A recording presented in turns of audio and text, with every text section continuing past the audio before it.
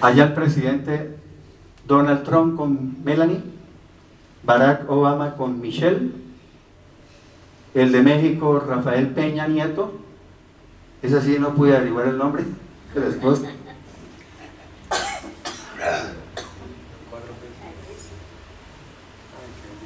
El príncipe, no, ya es rey, ¿no?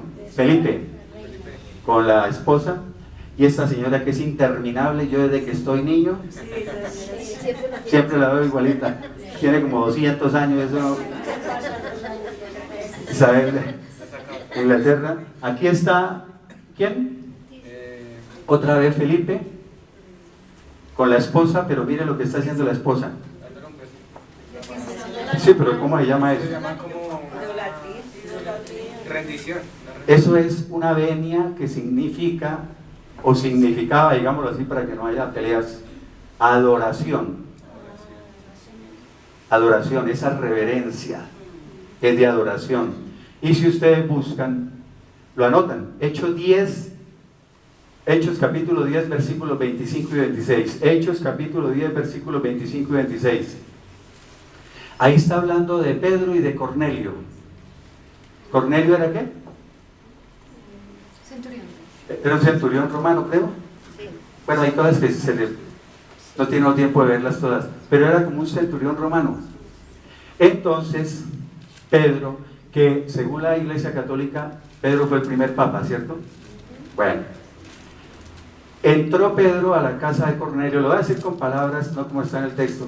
Entró Pedro a la casa de Cornelio y Cornelio salió a recibirlo y dice que se postró y dice ahí, y lo adoró. ¿Qué dijo Pedro? Sí, béseme la mano. Digo, no, ¿cómo va a hacer eso? Si yo soy un hombre igual a usted. Léalo en la casita. O sea, no permitió esa adoración. Y supuestamente era el primer papa, ¿no? Bueno.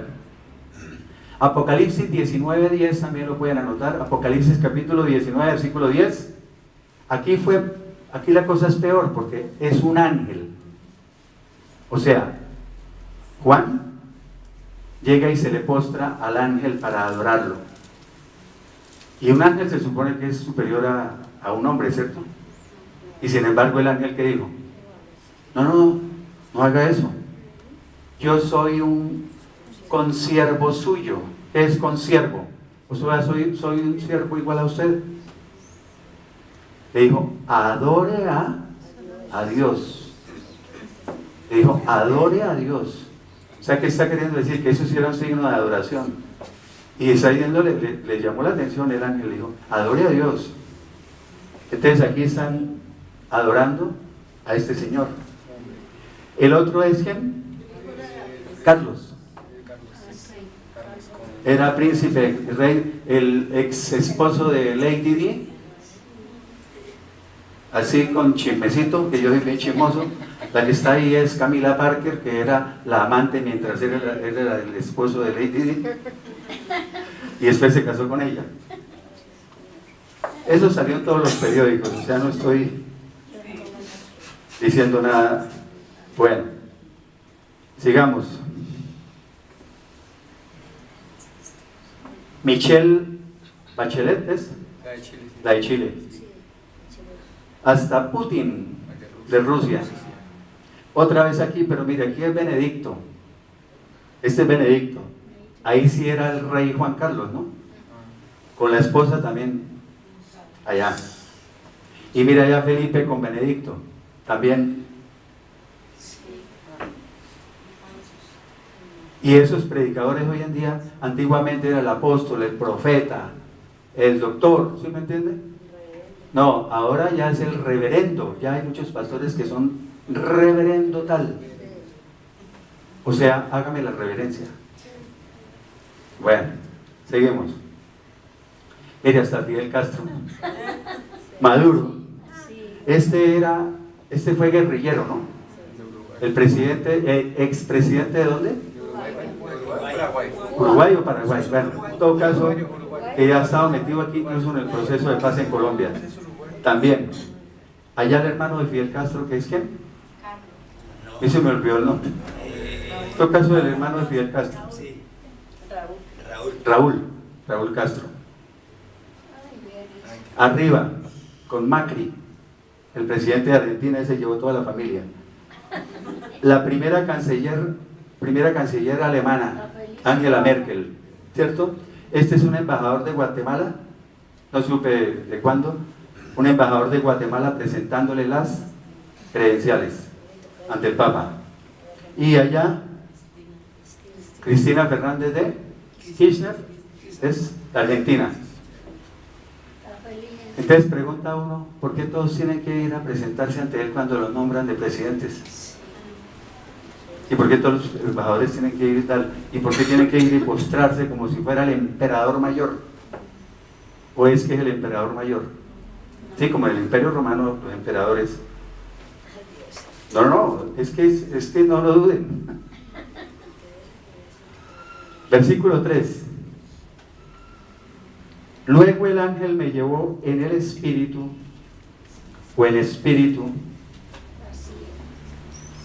al desierto.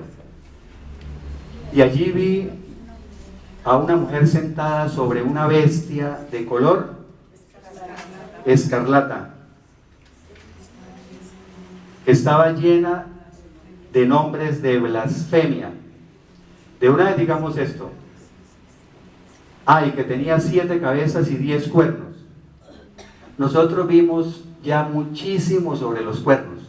Hoy es la 5ª predicación y hemos mencionado esos cuernos por todos lados. ¿Sí? En Apocalipsis 13:1, lo vimos hace un mes, Apocalipsis 13:1, vimos que había una bestia que subía del mar. ¿Se acuerdan? Hace 15 días vimos fue el falso profeta, que es otra bestia que sube de la tierra. Apocalipsis 13:1 es una bestia que sube del mar y dice que tenía 7 cabezas y 10 cuernos, y en cada cabeza tenía nombres blasfemos. Esta tiene su cuerpo cubierto de nombres de blasfemia, nombres blasfemos. O sea, es la misma bestia, esta es la misma de Apocalipsis 13:1. ¿Ya? Esa bestia, dijimos que es el anticristo, ¿cierto? Dijimos también que es el anticristo que gobierna sobre el restaurado imperio romano. O sea, la mayoría de predicadores, yo les dije que Apocalipsis 13:1 llegan y dicen, es el anticristo, no me complican la vida. Y tienen razón, pero nosotros profundizamos un poquito más y dijimos, es el imperio romano restaurado, resucitado, revivido, o sea, el imperio romano que va a resurgir en los postreros tiempos, gobernado por el anticristo.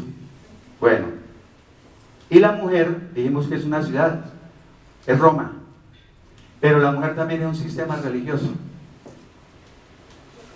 O sea, esa mujer está sentada sobre ese imperio romano, ¿sí o no? Y sobre el anticristo. O sea, lo está ¿qué? Gobernando, controlando. Tiene dominio, poder y autoridad sobre ese imperio romano revivido y sobre el anticristo. Pero solo los 3 primeros años y medio, ¿no? Que hay una aparente paz. Porque a partir de los 3 años y medio últimos, la tribulación son 7, en la mitad, cuando ya, mejor dicho, se posesiona Satanás del anticristo, le dan una patada a la mujer. ¿Ya? Le dan una patada, exactamente, la queman y la destruyen.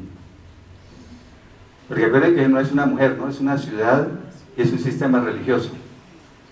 Bueno, que tenía 7 cabezas y 10 cuernos. Creo que ahí no es más. Y esta. Y la mujer estaba vestida de púrpura, o sea, morado, y escarlata, o sea, rojo encendido, o sea, un rojo fuerte.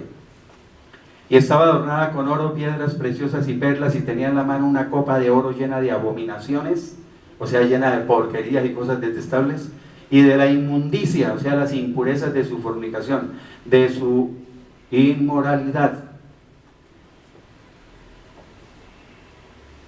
como les dije, hay muchos que dicen, uy, no, ¿cómo se va a meter con Roma y con la Iglesia Católica Romana? Pero es que todas estas pistas no puede haber más, ¿cierto? ¿En cuál sistema religioso se visten de púrpura y escarlata? Ahí están los cardenales, entonces, púrpura y escarlata, morado y rojo. Y eso viene desde el antiguo Imperio Romano. O sea, ese color rojo, escarlata, y el color púrpura o morado, esos eran signos de ¿qué? De lujo, de esplendor, de ostentación, de magnificencia, de realeza. O sea, los vestidos en esa época, los vestidos reales, digámoslo así, eran de esos colores. Eso no se los ponía a todo el mundo. Sin embargo, siguen conservando los colores porque la realeza, ¿no? ¿Cuáles templos están adornados con oro, piedras preciosas y perlas? Los templos católicos. Ya no tanto, porque como hay tanto ladrón, ¿no? Ya no pueden dejarlo hacia la vista, entonces. Pero antiguamente eso era, iba usted allá al altar y era oro por todos lados y esto y lo otro. Pero si quieren más todavía, el Vaticano tiene el banco más rico del mundo. Si ustedes dicen que los árabes y todo eso, no, esos son chichiguas. El Vaticano es el que tiene más dinero en el mundo, y las empresas del Vaticano, cuando ustedes, es que a mí me gusta presentar estas charlas, estas predicaciones, perdón, es porque yo digo, eso se van a investigar. Los bancos del mundo, hay bancos en el mundo, hay empresas, todo eso, del Vaticano, ¿sí? Por eso le dije que estas predicaciones son como duras, porque es como que, uy, le abren a uno los ojos cuando los escucha y queda uno, hay algunos que no, pero porque ya lo conocían, pero el que no conocía es duro. Bueno, y dice, y utilizan un cáliz o una copa de oro. En la misa eso sacan un copón así gigante de oro, ¿no? Aunque ya hay algunos predicadores cristianos, evangélicos, sí, yo lo digo, yo todo lo que haya visto lo digo, que saca también, no es de oro, pero sí ya es igual de grande al de los, ¿sí? Entonces, ¿es de qué? ¿De plata? Ah, sí. Versículo 5. Y en su frente tenía un nombre escrito, un misterio. ¿Qué es un misterio? Un misterio es un secreto. O sea, es algo que no ha sido revelado por Dios. Cuando dicen en la Biblia un misterio, entonces es algo que no ha sido revelado por Dios. Es un secreto, mejor dicho. ¿Qué dice ese misterio? Dice, Babilonia la grande, la madre, aquí ya no dice el gran ramera, dice la madre de las rameras y de las abominaciones de la tierra. ¿Ya? Entonces, ahí menciona Babilonia la grande. ¿Por qué menciona Babilonia? Porque es que, bueno, rápidamente, yo incluso iba a hablar de Babilonia y me salieron como 6 páginas. Dije, no, una predicación solo para Babilonia. Babilonia, en el Génesis ustedes van a encontrar que es igual, Babilonia o Babel es lo mismo. Etimológicamente, pudiera tomarse como igual. La palabra Babilonia o Babel significa confusión.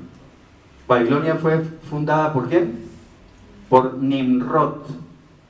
Nimrod. Eso lo encuentran en el Génesis, todo esto que les estoy diciendo. ¿Se acuerdan que él empezó a construir la torre de Babel? La torre de Babel, ellos, dice el texto, que ellos querían construir una torre que su cúspide llegara hasta el cielo. Babel significa 2 cosas. Significa la puerta de Dios, o la puerta al cielo. Nadie quieren llegar al cielo. Entonces, pero llama la puerta de Dios o la puerta al cielo. Pero Babel también significa confusión. ¿Ya? Y entonces, Babilonia significa confusión. Por eso aquí él nombra Babilonia la Grande, primer punto. Porque hay confusión en esta mujer, en ese sistema religioso. ¿Por qué hay confusión? Ahí es donde nos sirve el ecumenismo. Llega todo el ecumenismo y todo el sincretismo religioso y va a haber una confusión total. Y dijimos hace 15 días que una de las labores del falso profeta es hacer que todas las religiones se unan. Y no digo que Francisco Bergoglio es el falso profeta, ¿no? Pero más o menos parecido a ser la función del falso profeta. Unir todas las religiones para formar una sola religión mundial, una religión mundial única. Porque así es más fácil manejar, una sola religión es más fácil manejarla, ¿no? Para el anticristo, eso es lo que él va a hacer. Entonces, en Babilonia, por ejemplo, es la cuna, el origen o el nacimiento de toda la religión falsa. Y es la cuna o el origen o donde nació toda la idolatría. Ahí les doy nomás esos 3 punticos. Toda la religión falsa nació en Babilonia. Toda la idolatría nació en Babilonia.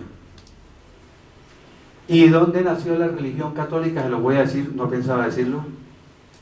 Resulta que hubo un emperador romano que era Constantino, en el año 300 y pico. ¿Sí? Constantino, resulta que cada vez iban creciendo más el número de cristianos. ¿Sí? Los primeros cristianos. Eso crecía y crecía y crecía. Y el imperio romano, eso matando cristianos, que daba miedo allá en el circo por medio de los leones y torturas y cosas. Y seguía creciendo. Entonces, como dijo Maquiavelo, si no puedes con tu enemigo, ¿qué? Únete a él. Entonces llegó y de la noche a la mañana llegó y dijo, me convierto al cristianismo. ¿Sí? Se convirtió al cristianismo. Muchos dicen que fue real. La mayoría dicen que fue una jugada política muy buena que hizo. O sea, era un gran político como uno que yo conozco, que no digo el nombre. Entonces él cogió y dijo, a partir de hoy la religión oficial en el Imperio Romano es el cristianismo. Y oficializó el cristianismo. Hubo un edicto que era el edicto de Milán. Quiero anotar para que llegue a la casa, edicto de Milán, en el año 300 y pico. Y hubo un concilio también, ¿el concilio de qué? ¿Tú te acuerdas? El de Nicea fue, donde también oficializó la religión cristiana. Pero el Imperio Romano tenía mucha idolatría, el Imperio Romano tenía mucho paganismo. ¿Sí? Idolatría y paganismo. ¿Por qué tenía tanto? Porque acuérdense que Roma fue el último de los 4 imperios que vimos detalladamente, ¿se acuerdan? El imperio babilónico, el imperio medo-persa, el imperio griego y el imperio romano. Cada imperio que iba derrocando al otro iba cogiendo la cultura, la economía, las creencias, todo. Entonces, cuando el imperio medo-persa derrotó al imperio babilónico, cogió todo lo de Babilonia. Pero llegó el imperio griego y derrocó o destruyó el imperio medo-persa. Entonces el imperio griego ya tenía sus creencias y todo, pero cogió e incorporó las de Medo-Persia y las de Babilonia. Y Roma cogió todas. O sea, Roma tenía dioses, tenía paganismo. Eso van a leer en el Antiguo Testamento. Hay un término que es la reina del cielo, que después se le dio a María. Eso está en el Antiguo Testamento, que viene de Babilonia. Entonces, la reina del cielo está en Jeremías, en Ezequiel, bueno. Y el culto a la madre y al hijo y todas las cosas. Entonces él cogió todas esas cosas paganas y las cristianizó, las metió dentro del cristianismo. Ahí ¿qué estaba haciendo ya? El sincretismo religioso. De ahí nació la católica, con todas esas falsas creencias. ¿Ya? Bueno, entonces por eso esta se llama Babilonia la Grande, porque yo traigo un apunto para que no quiero que me olvide. Babilonia, espera un tantico. Babilonia es una ciudad, ¿cierto?, que en el Apocalipsis representa a la ciudad de Roma. Y no es porque lo diga yo. La gente le cree mucho a Agustín de Hipona, ¿cierto? Y Agustín de Hipona, lo pueden buscar, dijo que Babilonia es una forma de Roma, siendo que él era de los simpatizantes de todo ese sistema de Roma y eso. Y sin embargo, dijo, Babilonia es una forma de Roma, y Roma es la Babilonia postrera. ¿Qué quiere decir? Roma es la Babilonia del futuro, la que va a venir. Eso lo dijo Agustín de Hipona. Bueno, continuemos.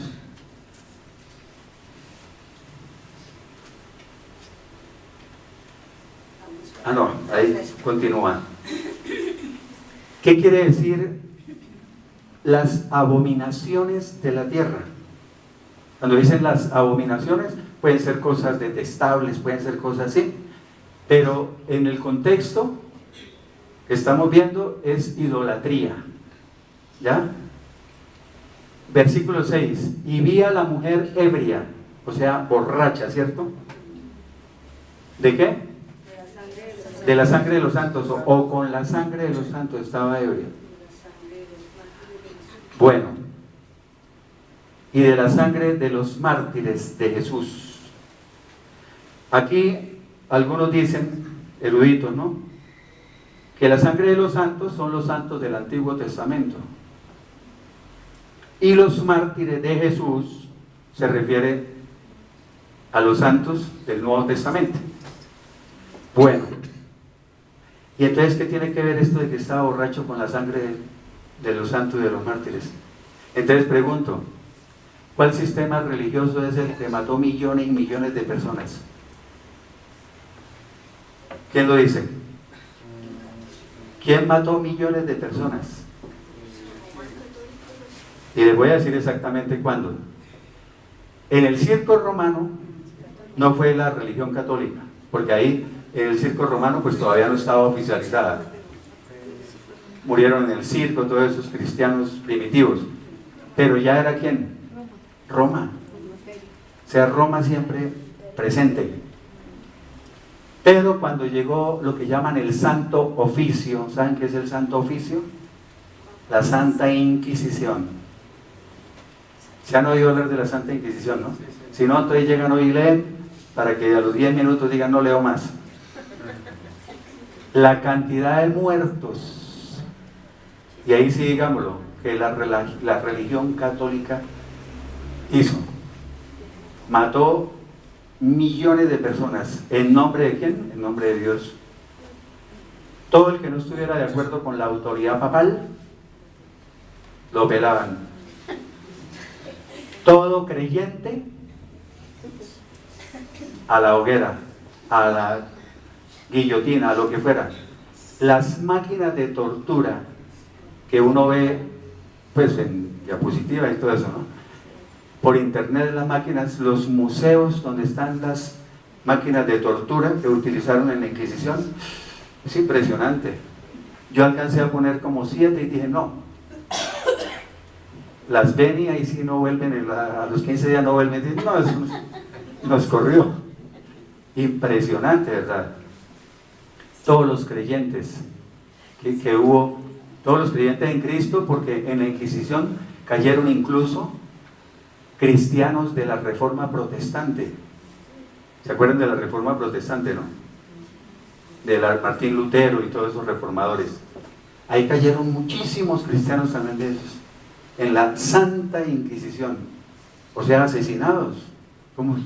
Y salen todavía yendo a todos los países, todo con ese cinismo, mejor dicho, como, ¿ya?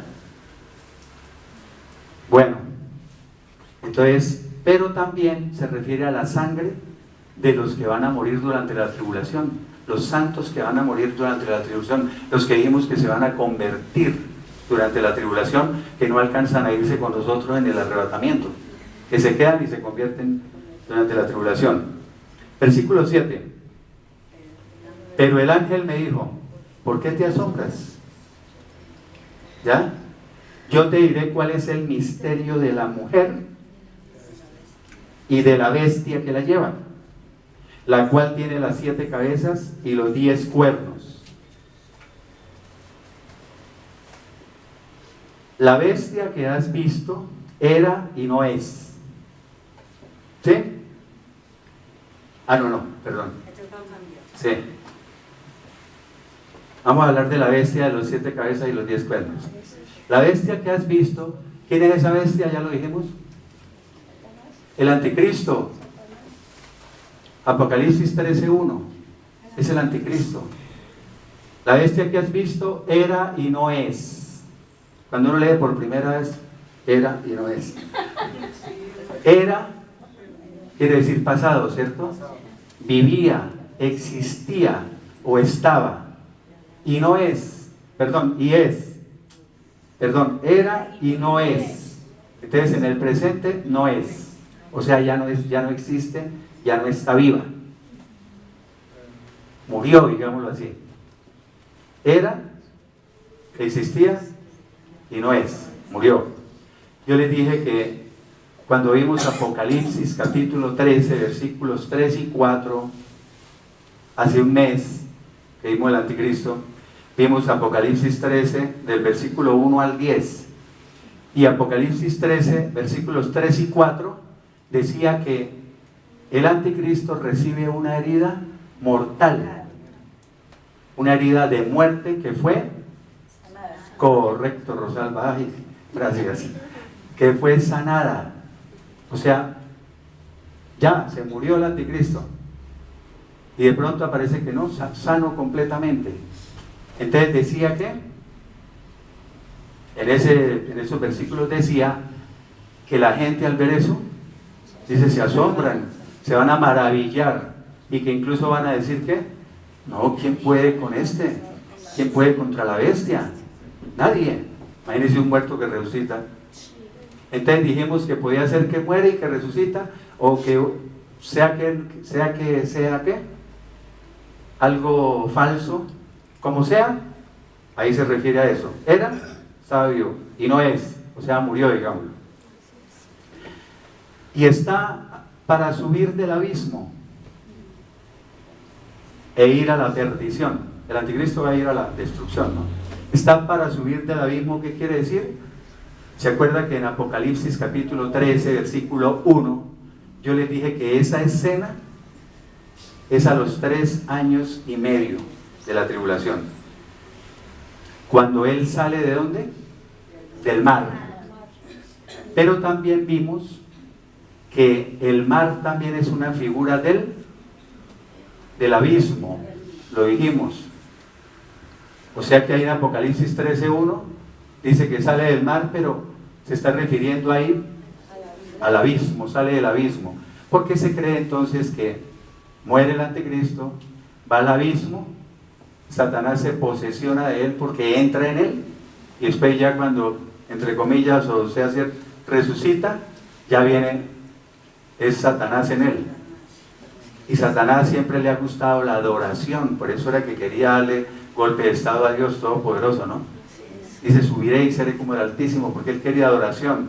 Por eso es que dice que se sienta, ahí en ese momento es donde dice que se sienta en el templo de Dios, como Dios, haciéndose pasar por Dios. Segunda de Tesalonicenses capítulo 2, creo que es el versículo 4, donde dice así.